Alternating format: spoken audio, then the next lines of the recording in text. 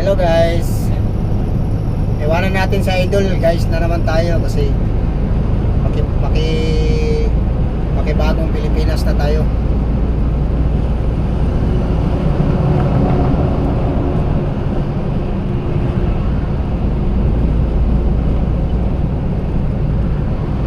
Alam mo yun na camera oh, yan.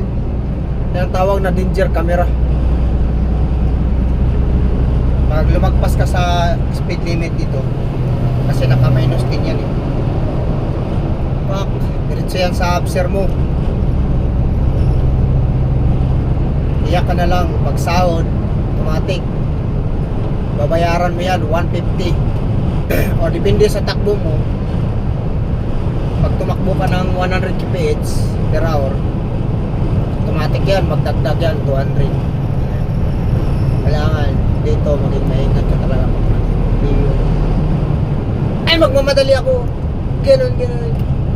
Pag madisgrasya, I love you ka na lang. Muwa.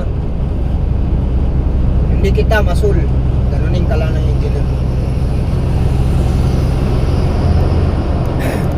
Kailangan dito, palagi tayo maingat sa pagmamaniw. Bawal lumingon-lingon. Mahirap.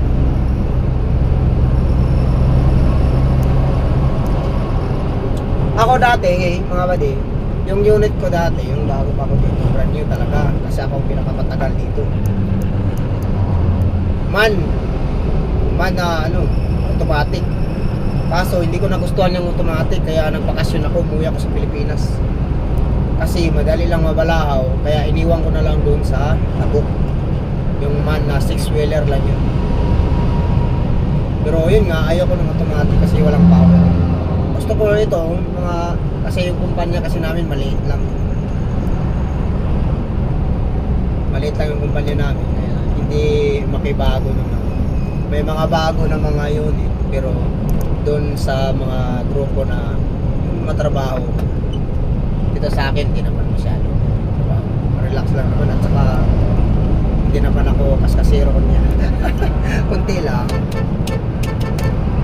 Yung mga ganyan, kailangan tingnan mo yan, kaya papasok yan bigla.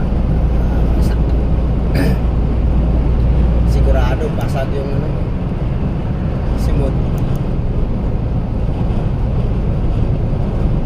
So kailangan dito talaga gandaan lang, hindi yung kabilisan ganun, overtake.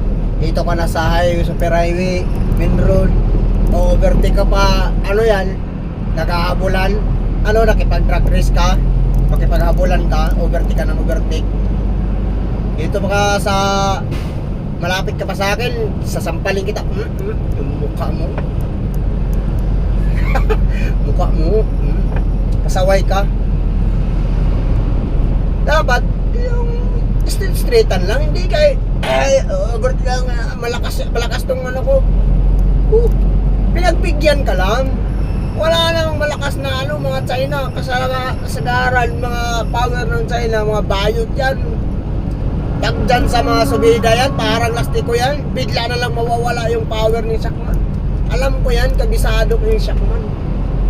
Kung walang turbo yan, hindi mapirsa. Kaya wag mo akong pagyayabangan. Bago ka nakahawak ko yan, hawakan ko muna.